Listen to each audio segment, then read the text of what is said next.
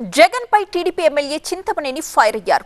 YCP 151 సీట్లు గెలిచినప్పుడు ఈవీఎంలను ఎందుకు నిందించలేదన్న ఆయన గెలిస్తే ఒకలా ఓడితే మరొకలా మాట్లాడతారా అన్నారు.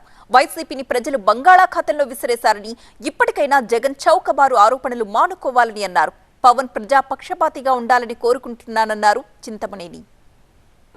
జగన్మోహన్ రెడ్డి అనేటువంటి వ్యక్తికి 151 సీట్లు వచ్చినప్పుడు అప్పుడు లేని పారదర్శకత ఇప్పుడు ఎందుకు అవసరమైంది జగన్మోహన్ రెడ్డి గారిని నేను అడుగుతున్నాం. మీకు అనుకూలంగా వస్తేనేమో అవి సక్రమంగా పనిచేసినట్లు, మిమ్మల్ని జనం చీకొట్టారు, తిరస్కరించారు, మీ పార్టీని బంగాళాఖాతంలో కలపబోతున్నారు, కలిపేశారు ఇంచుమించుగా.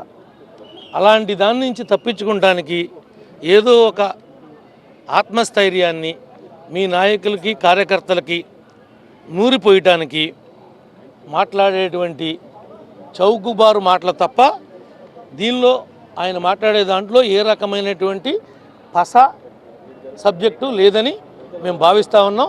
ఇప్పటికైనా ఇలాంటి పిచ్చి మాటలు, మైండ్ బ్లాక్ అయిపోయినటువంటి మాటలని రాష్ట్ర ప్రజానీకానికి చెప్పి మళ్ళా బ్లాక్ చేయొద్దని చెప్పి కూడా మీ ద్వారా జగన్మోహన్ రెడ్డి గారిని కోరుతా ఉన్నాం.